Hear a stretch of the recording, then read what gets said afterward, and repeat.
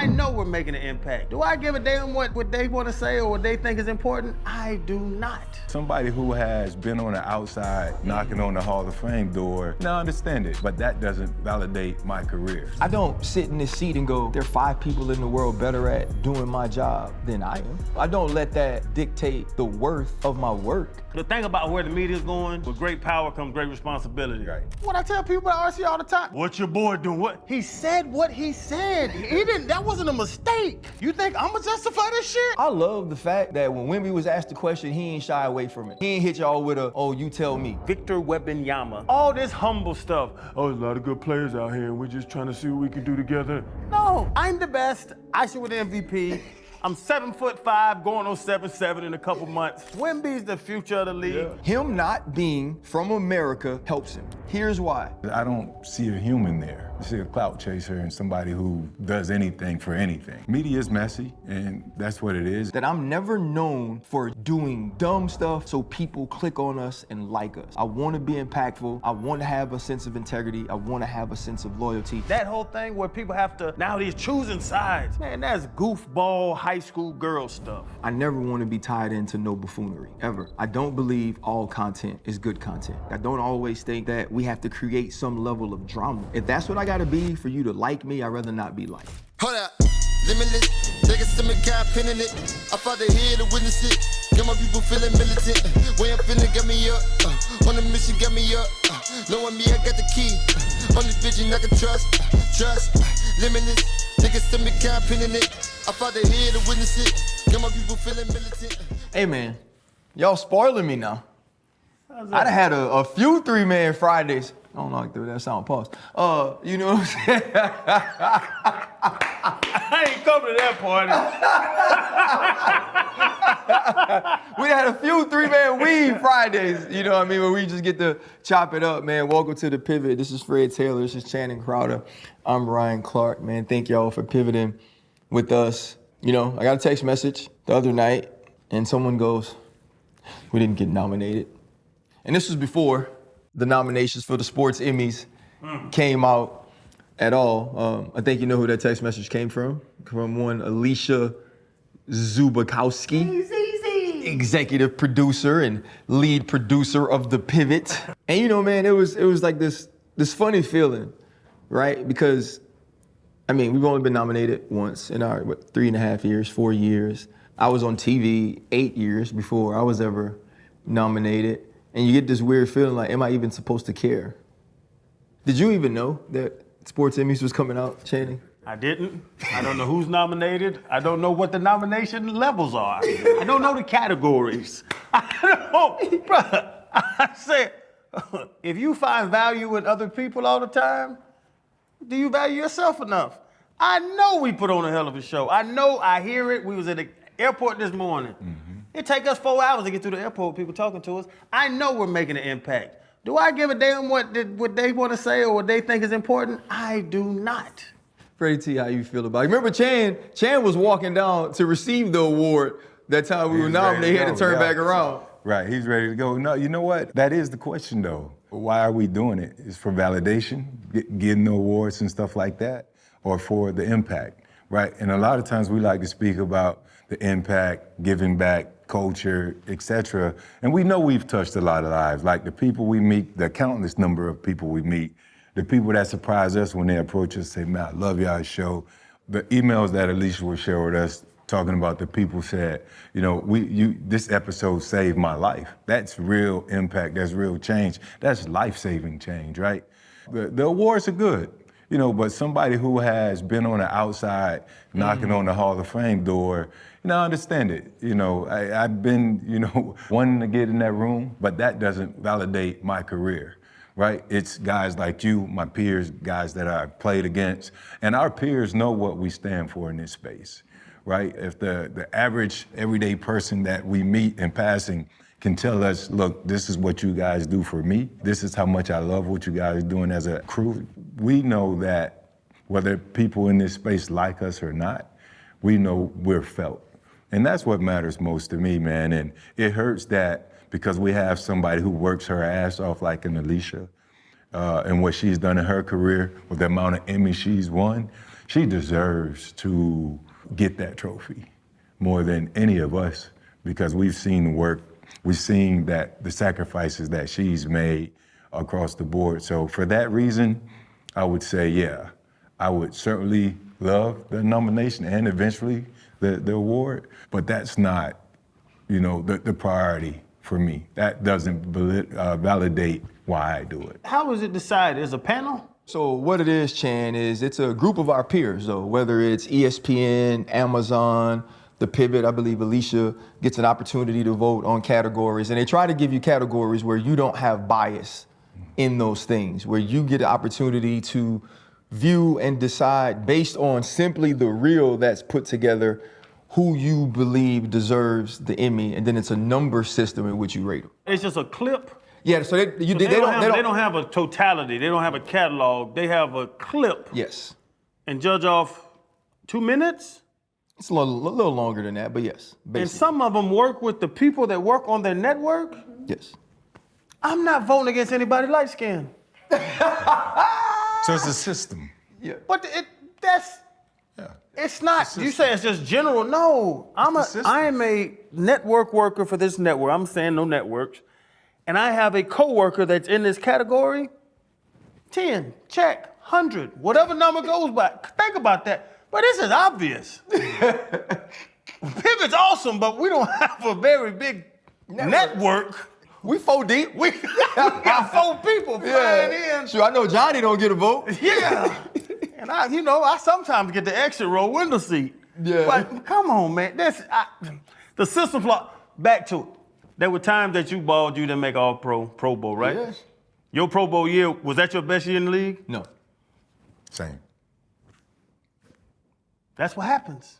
Yeah. I heard that from everybody I played with, all the big time, all the all pros I played with. No, you're balling to then get the respect, to then have to ball again, to then get the respect, to then, bro, we are a small group of people doing amazing things. I agree. I got pride in even having to talk about this with 4 people that did this shit for 3.5 years. Man, come on, get out of here. Almost 4.5. 4 now? Yeah. Who beat us? It don't matter. It don't matter. Kiss my ass, whoever beat us. I knew that was coming. That's why I didn't say it.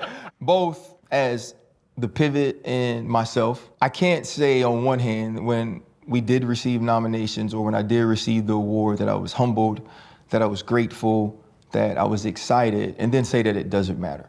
Right? It is the all-pro and the Pro Bowl of our business.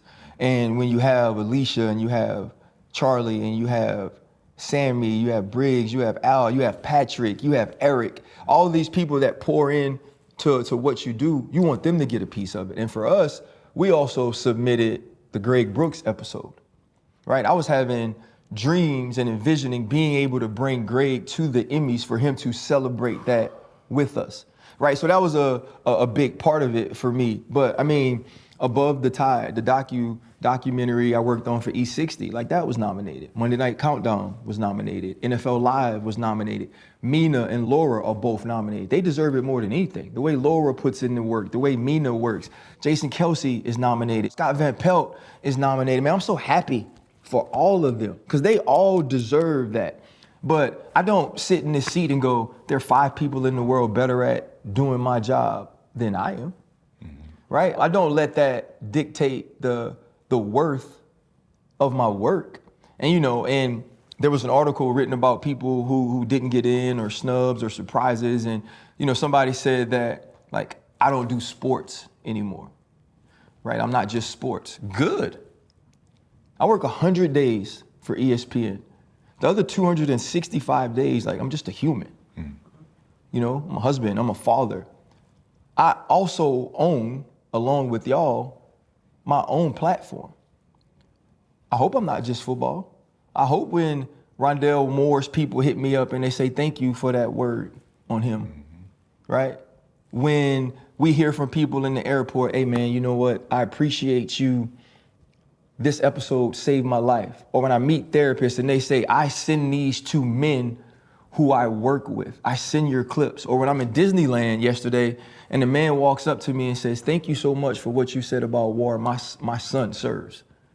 Like that's what I want to do. That's what I want to be a part of. When I'm at home and they tell me, man, you represent New Orleans the right way. When people tell me they proud of me, like that's what matters. And do I want to stand up there again and hold that trophy? Absolutely. But do I think I need to be only sports in order to do so? Absolutely not. I have passions, I have loves, and I care for people. And if we could touch people, that's what we got to continue doing. So I'm gonna tell all y'all, congrats, congrats, congrats. I love y'all, and the work we do is meaningful, and we're gonna keep doing the same thing. And if it's never recognized there, then that's okay. For sure. I hit Dan up, right? Cause that's my guy. Hope he doesn't get mad at me sharing this. Dan will whoop your ass. He might. I know for him, he really wants an opportunity to be recognized for the work that he does.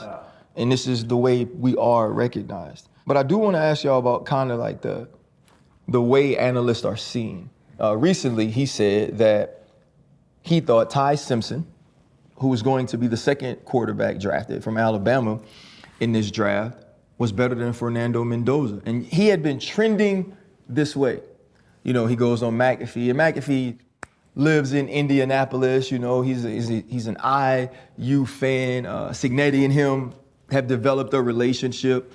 And, he's a comedian too. He's a razzer, right? A rizzer, whatever they call it. And he kind of got after Dan, and it started this big sort of thing, like Dan didn't know what he was doing or saying because he had a different opinion from what other people have. How do you think the media has changed now, and how does it affect someone like a Dan, that there are people who don't contribute to sport and just critique the analysts? I think that part of it is just the environment that we're in. That's what social media is. It gives people an opportunity to receive the message from analysts. Back in the day, before social media existed, the analysts, or we couldn't see the response. Doesn't mean you didn't feel that way behind the television. Like people would see Stuart Scott.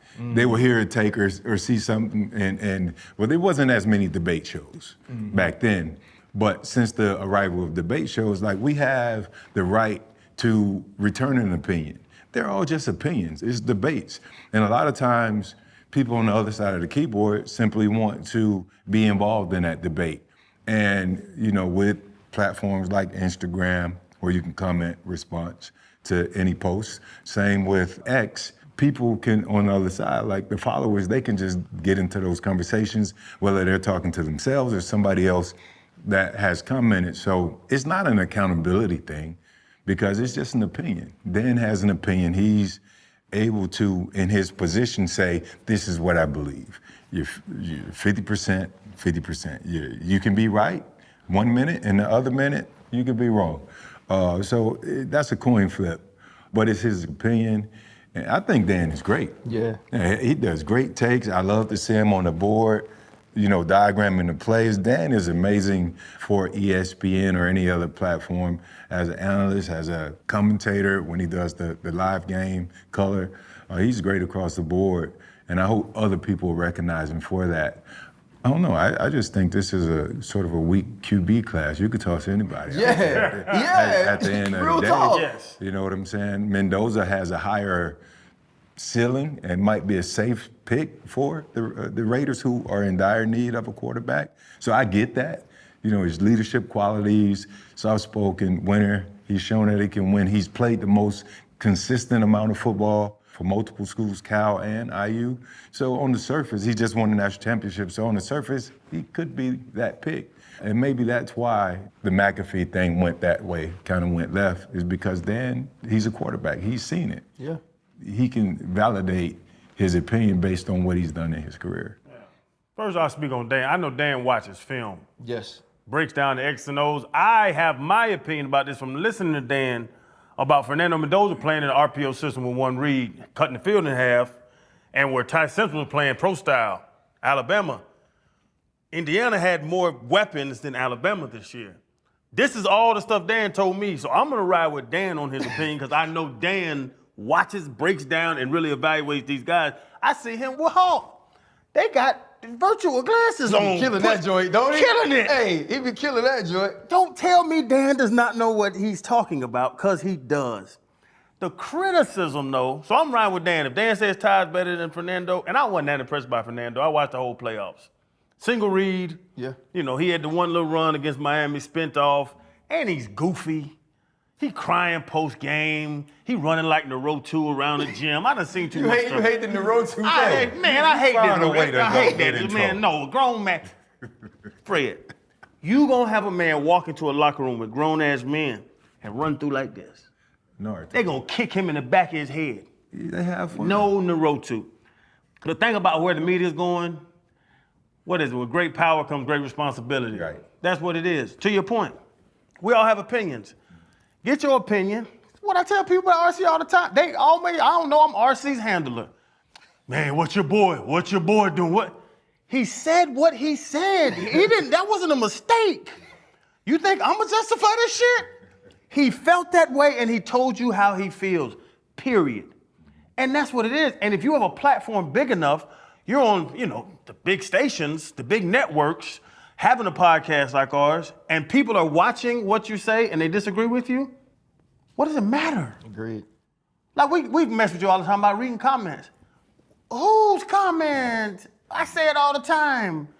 The dude in the bathroom at the club, I'm not asking him about Fernando Mendoza and Ty Simpson. Why do I care about his opinion? You care about my opinion. Not trying to be cocky, but you've done enough to put yourself on that pedestal. So the criticism of Dan, the criticism of RC, the criticism of Mina, who I love, y'all know I love Mina, the criticism of anybody's opinion, that means you're doing something right because you're paying enough attention to my opinion to have an emotional response to me. And that means I'm doing my job correctly. Yeah. Period, point blank. In my opinion, Dan's one of the best former quarterbacks to ever do TV. Dan's one of the best, not just football analysts, but sports analysts in the world right now.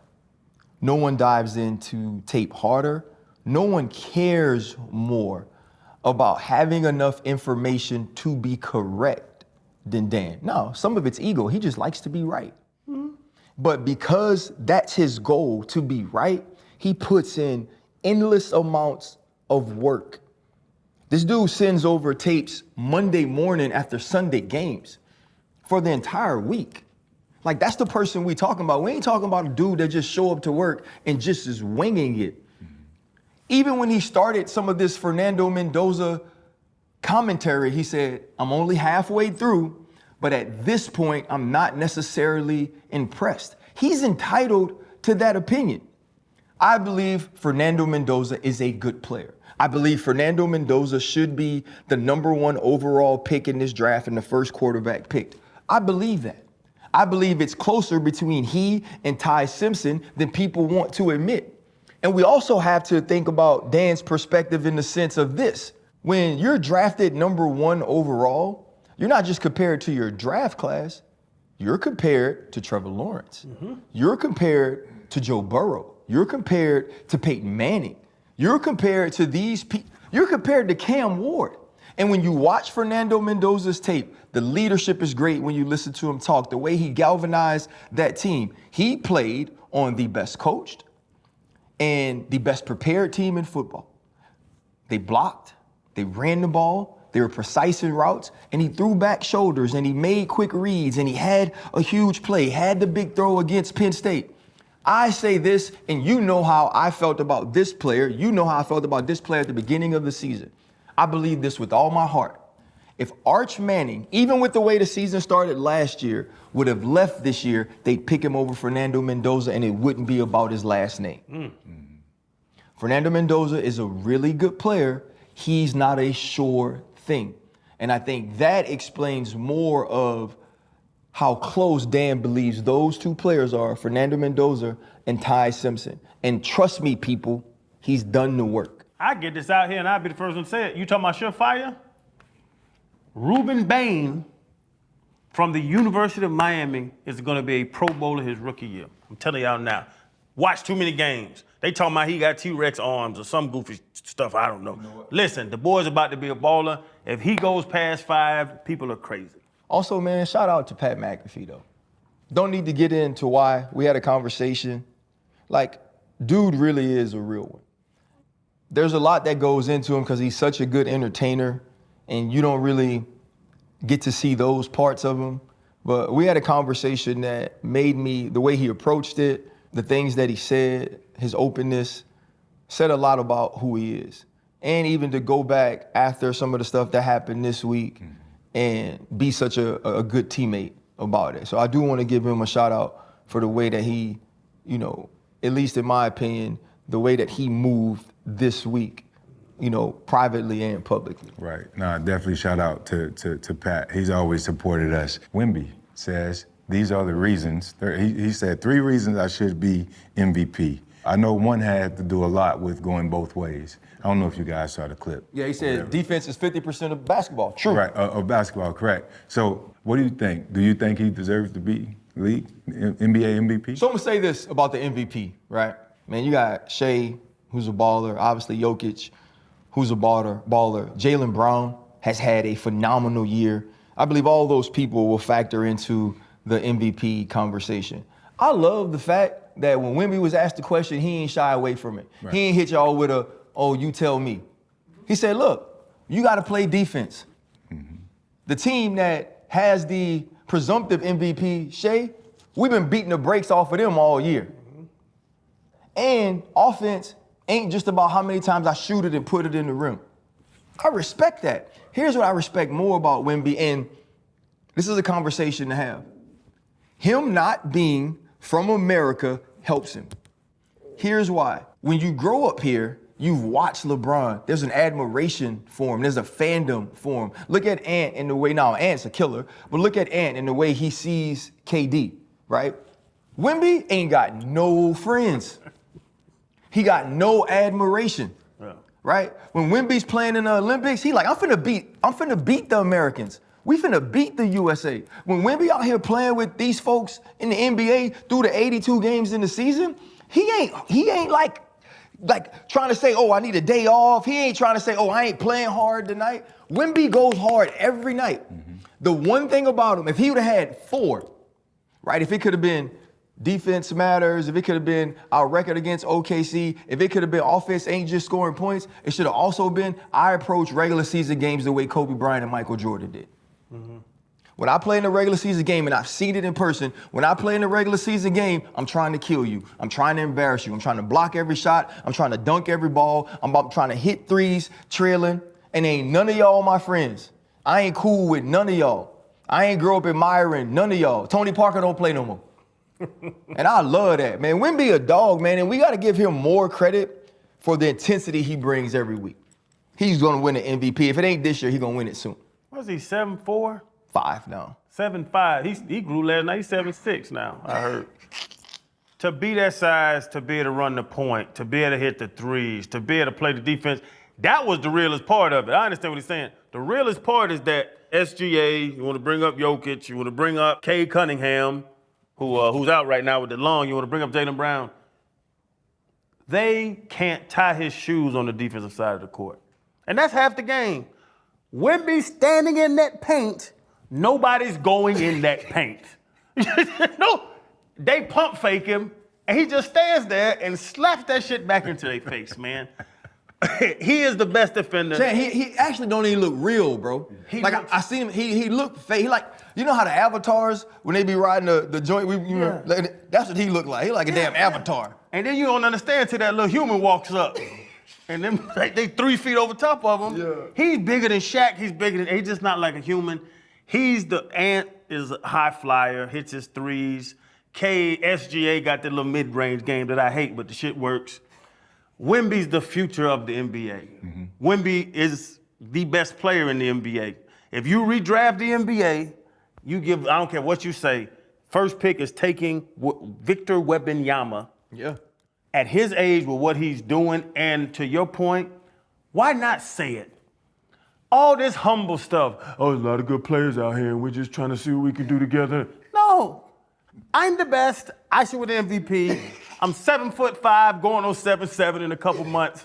Go give him that thing, man. Wemby's the future of the league. Yeah. I love his swag, and I'm blessed to be able to watch him do that at his size for the next, 15 years? Yeah. Bro, we are in something right now. We bringing them names. We're in a golden age of basketball right now with some of these young boys coming up through this league. Every name that you named, there's a highlight clip or a clip of players, his peers, talking about how rare and how great he is. All those same guys that you named talks about Wemby, Wemby, Wemby. You know, the defense, the offense, how he's changed the game. You know, he alters everything from a defensive standpoint. So those are just the individual stats, right? You can throw his numbers out. But the turnaround, the reason they took him number 1 overall is to improve their team. They won 22 games before he got there. And now they're on pace to win 50 plus games, you know, since he's, you know, in his second season. So that alone should put him in those conversations and allow people to potentially see that he'll win his first MVP. So I think he deserves it. Tanking works. Tanking. Yo, in basketball? That does. That does. Who they get? Castle, Vassell, and Wembanyama? Yeah. And think about this, though. This the second time they didn't did that. Remember when they got Tim Duncan? When they still had David Robinson, but he ain't play that year? Man, they ain't slick. They got him. They ain't slick. They got him. And he's coming and he's proven that he was worth the pick. I just said I had been out of stuff. I don't really be knowing I be getting into stuff, and then I realize I got into stuff when I just share simple opinions. You know.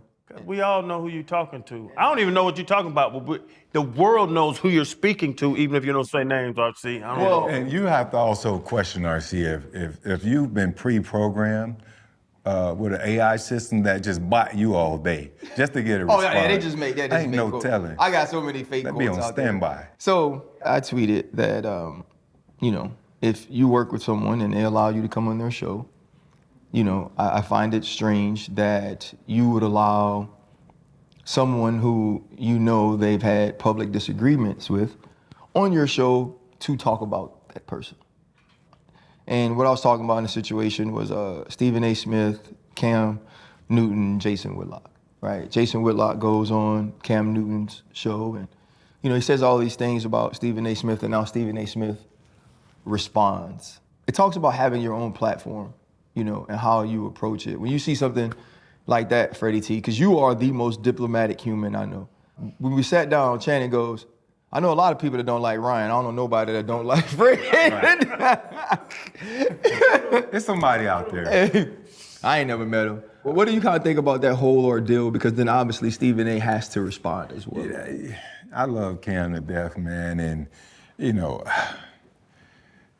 I do know that Stephen A., based on how things work around ESPN or what I've come to learn along my way the past 4 years is Stephen A. has given so many people opportunities, you know, at that network. He's used that platform of his to help build, you know, the shows that they have. And I also know that he's extended the opportunity to Cam. And that's the part that I think is more saddening or more disappointing, I would say, is if I'm your friend, I say, come to my house, then you come to my house, then you bring somebody in my house that you probably got some sort of inkling that we don't really see eye to eye or mesh well, and that's a bad look. Again, Cam did it for whatever reason Cam did it for. I'm not here to judge that. But as Stephen A. said, you know, post-interview, Stephen A. said, look, Cam, if you're gonna bring up my name, ask questions. Like, if his response is X, why is it X? Like, let's have a conversation about it and create facts, bring it to the surface. So I don't want to get into the whole back and forth piece.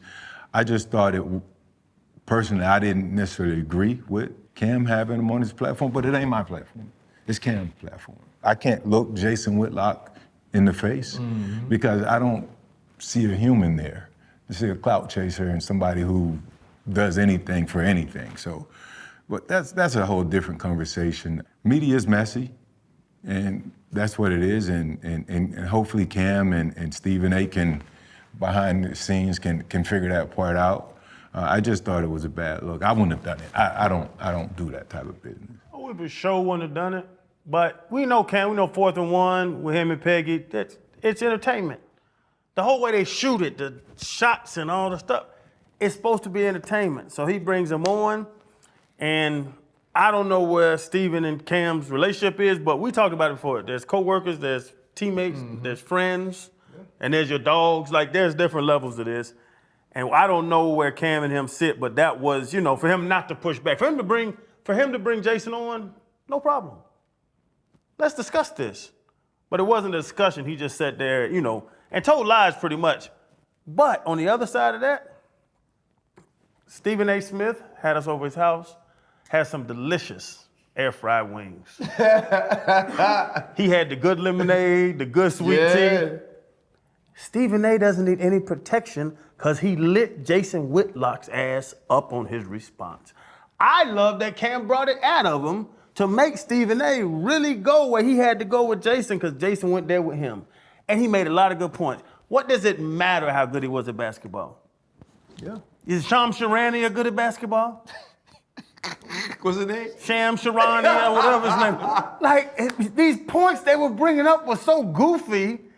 And I like that Stephen had a chance to address the goofiness of his basketball career and him being held back in the 4th grade. Who gives a damn?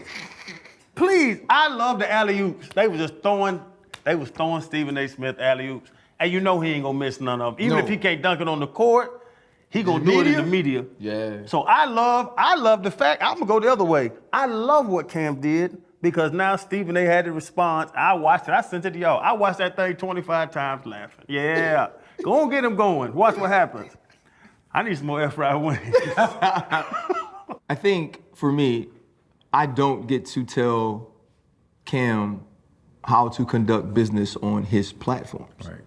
I also don't get to tell him how to manage his relationships, whether they be personal or work. So I won't speak on that specifically. I'll speak about me, how I see what we control. Mm-hmm. What I control is I never want to be tied into no buffoonery, ever. I don't believe all content is good content. I don't believe all publicity is good publicity. I don't think we have to be gossipy. I don't think we have to be messy. I don't think we have to always be chaotic. I don't always think that we have to create some level of drama. I don't want to be that person. If that's what I got to be for you to like me, I'd rather not be liked. Mm-hmm. That's me, right? That's what I want to do. The other thing I want to do, and you've been my friend long enough now, you know I don't play about my people. We've had conversations with people or been on shows with people and they go to start, that's my friend. Right. Mm-hmm. That's somebody I'm close to. Now you get to say whatever you want, right? But we are going to know that there could be a personal issue because I'm not gonna let you talk about that person like that because of what they mean to me. That's how I am. That's how I'm always gonna be. And that's with Marcus, Mina, Laura, Dan, Stephen A. That's with y'all too. That's period, because that's how I wanna move. I want y'all to know that I'm not finna be talking behind y'all back, laughing at y'all, and then come in y'all face and smile. I'm not doing it, right? And so that's the way that I wanna move. And the other piece of it is this. I don't wanna platform evil. I don't wanna platform hate. I don't wanna platform dissension just because, right? I don't want to be connected to that. That doesn't mean I don't want to have conversations with people I don't agree with. Because you can do that, right? In this political climate, we've had many people on our show that we don't necessarily agree with them politically, and we've been able to have good conversations, right? I've even started to rethink some of the people we've had on the show, and it's like, okay, this person was accused of this thing or accused of this thing. How do we manage that to make sure we're being respectful to the people that view us? So to me, that's what's important, bro, that I'm never known for just saying silly, doing dumb stuff so people click on us and like us. I want to be impactful. I want to have a sense of integrity. I want to have a sense of loyalty, and that's me. That's what I want. Not saying that anybody else wants anything different, but that's the way I hope we continue to approach what we do. And I say too, because I've had this since it happened, the camps, who was right, who was wrong. I've said this to a number of people. Cam, my dude, every time I go to Atlanta, I go hit Cam's food spot. Fellowship, Stephen A. Smith, every time I see him, like I said, he invites us to the crib. Right. Oh, they're beefing. No, I hope them two dudes get together and talk about this and like, it's the Drake-Kendrick thing. Kendrick, you can like Kendrick, you can like Drake. That whole thing where people have to, now they're choosing sides. Man, that's goofball high school girl stuff. No, Cam's my dude. Right as we said, Cam's my dude. Every time I see Cam, I'm fool with it. Every time I see Steven, I'm a fool with him. They're my dudes.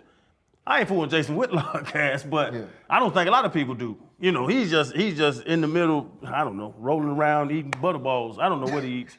But like, I don't like him. But them two guys, if they talk and they're gonna speak on it, Cam spoke on it already, Steven spoke on it, them are both my dudes. Right. I'm not, whose side you on? What is that? What is this? You know what's cool about that? That brings up something to me. I'm always scared when my favorite artists or entertainers start to talk, because I sometimes think that's the worst thing for people who are really good at certain things, right? Because now we know you, and people start to mix the artist with the artistry. J. Cole has been talking recently, and I couldn't be more of a fan. He told a story about, he said he got into it with Diddy, and they did a whole podcast show on it, and they were gonna release it as a bonus episode, but that's when all the news broke about him. He was like, and I don't wanna kick him when he was down.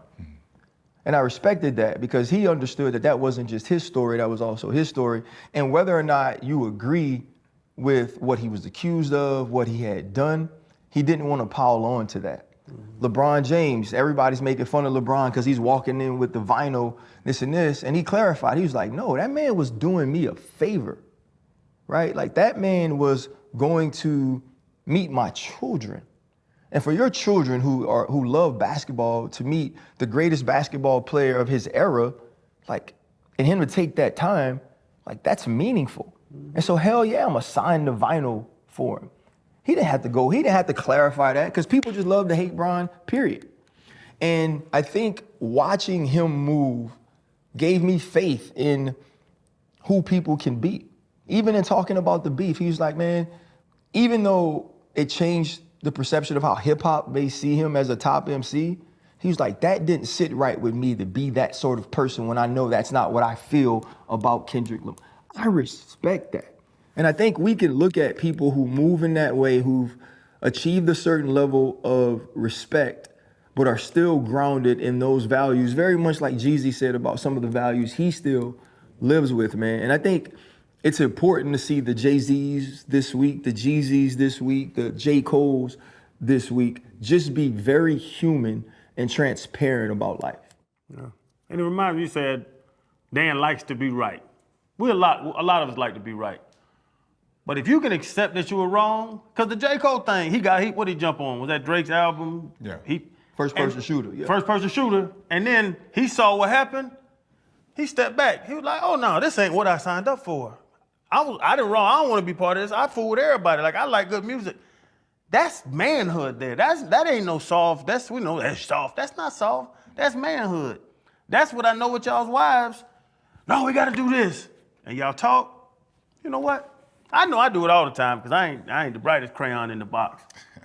You know what? You're right. I'm sorry. Yeah. Let's do, we're going right. If we go left, we can do this, that, then this. You right, let's go left. Yeah. That is manhood. Just sticking to your guns, in my opinion, right, bruh? Not 90 plus, I say 95% of decisions are opinion. Math, 2 + 2 is 4, and somebody, what's that goofy bastard that said 2 + 2 ain't 4? He's famous. I don't know. Yeah, I don't know that. The light skinned dude, it's hard out here for a pimp. Don't he do some goofy math? Terrence Howard? He said something crazy. But math is the only thing that's, one of those things that's not opinion. Like, you can do it, you can put sticks up and I got a 5-year-old, so I do the little boxes, circle, okay, put them together. Everything else opinion. What should we do? Your opinion, my opinion. They're not wrong, they're not right, they're opinions. And then you come around to see this opinion is better. And I love how J. Cole backed off. Was like, oh no, I thought we were just rapping. Now y'all want to talk about pedophilia and people, kids. I don't want to talk about all that shit. I thought we were rap battling. And he stepped back. That was manhood to me. That wasn't soft. Real quick, since we're talking about music and we're talking about opinions, I just saw this versus between Tank and Tyrese. Who y'all got? I don't know now one of their songs. What? Yeah, I know a lot of their songs. Who is Tank? Davis? The real Tank. Maybe I deserve. You remember that? Oh, he a beggar. You remember? You know, I like that beggar music. To close the door and chase you down the street. He said, to say it's not you, it's my own insecurities. Man, you don't remember that? No. I don't listen to songs like that, man. Boy, Tank had me looking for heartbreak. See, I was trying to find somebody to leave me so I could have did that Tank. And he ain't never had no shirt on though. I ain't really like that. His nipples was always out, but. I remember Aaron Hall was crying with a pit bull. Bro, you don't remember, I know you remember Sweet Lady. Won't you be mine? Yeah. Who is that? Tyrese. That's Tyrese. No, Tyrese cries on the internet. He did something before crying? Sing. I thought he was on Fast and Furious and started crying on the internet. He had music? He was the Coca-Cola man. Remember? Delivered it to my house? No, when he hit it with the always on the bus back in the day. Man, y'all had good cable. Nah. Tank got some hits though. No, I think, Tank and Tyrese and too, remember like they did the whole thing with my dog Genuine. 9 o'clock, Genuweezy. 9 o'clock. I mean, this is 3:56, but 9 o'clock. 9 o'clock. What are y'all talking about? Hey, anyway, I think it's gonna be a great versus. Yeah, I truly shout can't out wait to to see it. Timbo and Swiss. Before we get, I want to talk about the weekend too, our football feats, or lack thereof. The Bachelorette, right? They canceled the entire season because of domestic violence. We talked about the Sha'Carri Richardson thing on this show, but it didn't really get canceled until the video started to circulate. How do you see maybe the differences things are treated in women and men? Abuse is abuse, no matter who it happens to. Obviously, when it happens to a man, it's not going to be as, as microscopic, because it's a man. People feel like men should be able to handle themselves, and they don't think men, are the recipients of abuse. Or they say, man, that was nothing, but it's all different forms of abuse. Verbal, physical, all that different stuff. I don't necessarily know that story that you mentioned. Like, I didn't really see it. I saw it, but I didn't go dive into it. But I know what abuse is, right? And no matter who it happens to, abuse is abuse. Don't know why the show was canceled overall, the totality of it. But in this society, it obviously happens more to women. And we should do anything, as you always say, to protect our women. You should never, ever, ever, under any circumstances, put your paws on a woman. I don't care what you guys say out there. If they hit me, I should hit them. Nah. You can always pin them down. And I know there are some women that got hands, but knock me the fuck out before I put hands on a woman. I don't care. But that's my take on it. But ultimately, in the bigger picture, abuse is abuse, and for whatever reasons, the season was canceled, put on hold, whatever, it maybe was warranted because of that, so. I'd have been kicked in the balls 15 times. I'd have been slapped dozens. And you just eat it as a man. Like, I ain't gonna touch no woman. The man that touch a woman, I look at him funny. I always said, if you hit a woman, then I'm not scared of you because there's something inside of you that's some pudding. The difference is, like in that situation, you ain't see it? I saw it. She started throwing bar stools at the man with the baby on the couch. Yeah. She throwing bar stools at the man with the baby on the couch, trying to get him in a headlock like she was gonna give him a noogie. She was going nuts. She's a violent person. That's not the first time she touched him. She's a violent person. So you talking about bigger picture? If you start seeing those tendencies in somebody, you shouldn't be with that person. Right. She's gonna touch another man because that's how she deals with anger. And that was the thing too. And to be honest, I don't want to say her name. The girl that was kicking me and slapping me, I knew I had to get out of that. You ain't gonna sit here and kick me in my goodies and slap me anytime you get upset. That's nuts. You gotta go. And it's my nuts that you're dealing with your foot. But it's the violence of it, and violent people are gonna be violent. The reason why the man, to answer your next question, the reason why men are dealt with it differently than women, personally, if that was me, I don't know how big her husband, boyfriend, fiance was. She weighs 92 pounds. I personally could have grabbed her wrist, picked her off the ground, turned my legs like this so she can't kick me, walked her out the front door, put her in the front yard, and locked the front door. If he was doing that to her, there's no chance that she can defend herself like that. So that's why this dealt with differently, because a man should be able to defend. The thought is, a man should be able to defend himself against a smaller, physically inferior being than man to woman, woman to man, because there's no way she would have been in the laundry room 15 minutes before all that happened on the video if I was in that kitchen. The Bachelorette situation with Taylor Frankie Paul speaks way more to fame and success and power than it does the differences between the way a woman domestically abusing a man is seen from a man domestically abusing a woman. I took a lot of heat when I said I think they're different, and I still stand on it. I think the sheer physicality of men compared to women make it a different thing. That if a woman pushes you as a man and you can remove yourself from the situation, I think you have, in most cases, the physical abilities to do so. I don't always believe, and in many cases it's not true, that women can physically overpower a man to remove themselves from a situation. The way I look at a man who puts his hands on a woman totally changes any general understanding, any general awareness I have of him being a good person. It does, because now you're taking advantage of someone. That doesn't excuse what she did. And I think it shows because they knew about this. It shows the power of video. Think about Diddy and Cassie. Think about Ray Rice. The way that those things were treated until people could see them because of fame, because of success, because of power, because of ability. And the craziest thing to me is, if you knew about this, you knew in relationships she had a problem keeping her hands to herself, why would you put her on a relationship show?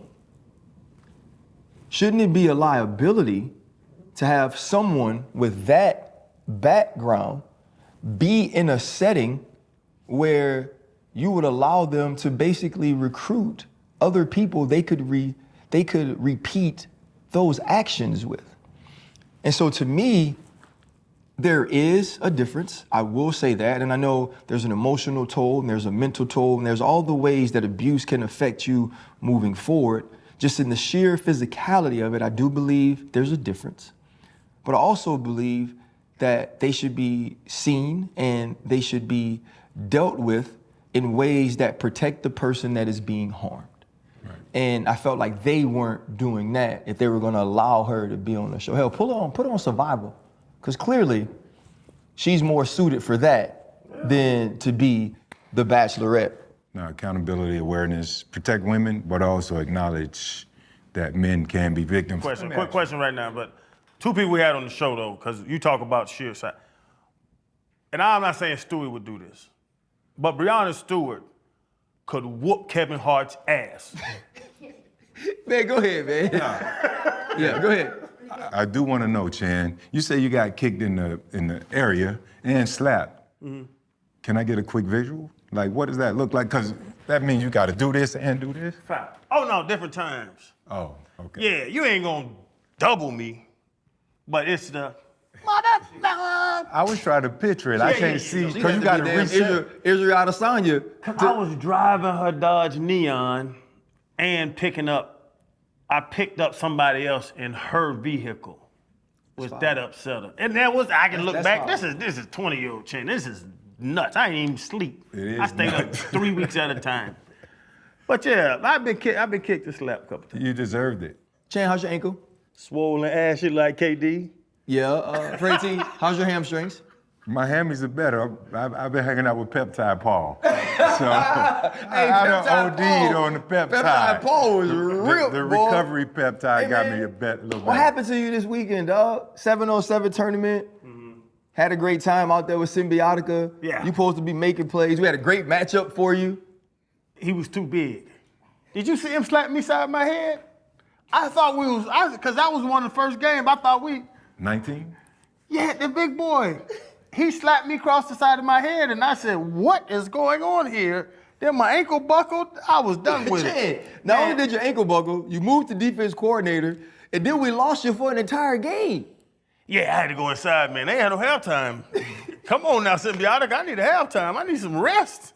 I need to get some orange slices or something. Like the little kids? Man, I went inside, me and AP, we talked for an hour about life. I said, man, y'all kiss my ass after that man slapped me side my head. Never met a player coach who retired at the half. I unretired, though. I coached the last game. Yeah, but they called you TPC. Lock. Two-play Crowder.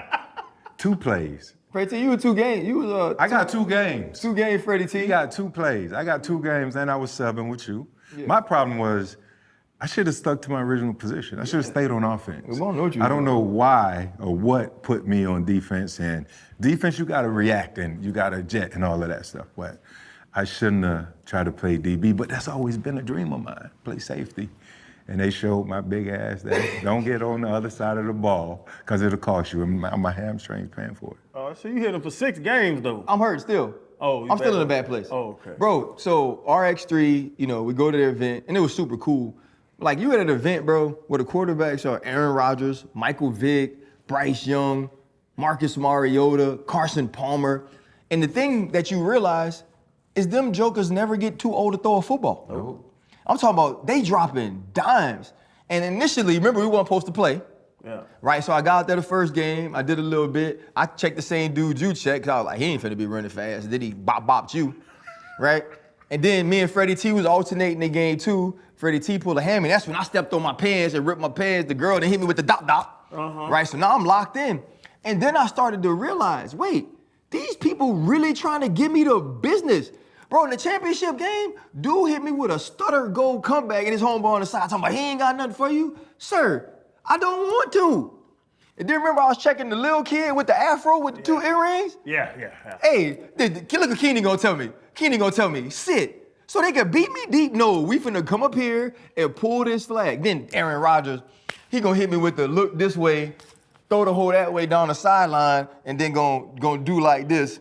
I said, you know what, I'm gonna dab you all, but I really don't appreciate that. And it felt like the Super Bowl all over again. Then Ashton Hall got out there. Don't talk about Madonna. Ashley got out there. Aaron Rodgers went to targeting my man. I would wait for him to do the thing where he jumped out the truck. And you know how he be running on side the Jump truck? out no truck. The music didn't come on. But you and A-Rod, I say y'all was funny. Y'all I was. had to walk into the middle of the field. I said, y'all two got jokes right now. But you and Ashton Hall, you funny, coach. Hey, man, Ashton, he's very fast and strong. He doesn't play football, I found out about 2 series in. He was a former football player. He was on defense. And the little boy, girl, I don't know what it was with the afro, that was Benjamin Button. That boy was 45 years old, but he looked 12, something. That joker was good. Hey, he was good. Man, he got out on you, I said, ooh, the little fluffy hair man Bro. is going. And then y'all kept talking about lock. I'm like, I'm back here by myself. And we can't forget back this. in by myself. I tell everybody lock. Yeah, you locked me into a bad situation. Bro, and then we took the dude. Remember the dude that had the bionic leg? He didn't, because he was in the Bro, locker you was room. inside, dog. Yeah. Dog. So we go out there. He had a stick. Remember we had number 9. You just called him white boy, but White boy, yeah. he was cold. Like he was like, man, I'm trying to get to the lead. So, dude come out there with the, Number 4. With the staple. it's not a staple. It's a prosthetic leg, Channing. So he come out there, right? First play, Matt Liner go right to him, hit him with a stop.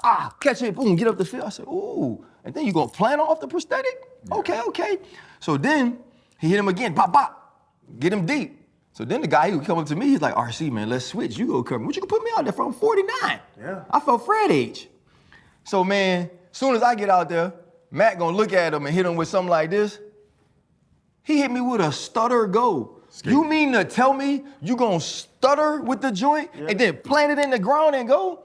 Man, he ran me all out my form. That was my hammies, my back, and my calves got tight.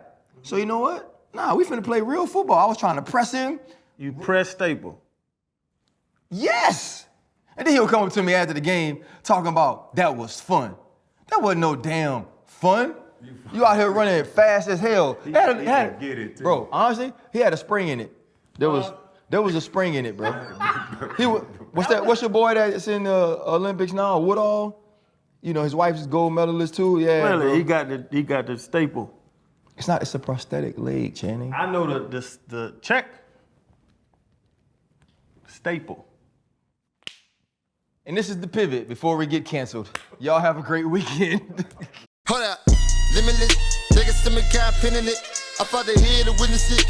Got my people feeling militant. Way I'm feeling, got me up. On the mission, got me up. Knowing me, I got the key. Only vision I can trust. Trust, limitless. Take a stomach, got pinning it. I fought the head to witness it. Got my people feeling militant. Way I'm feeling, got me up.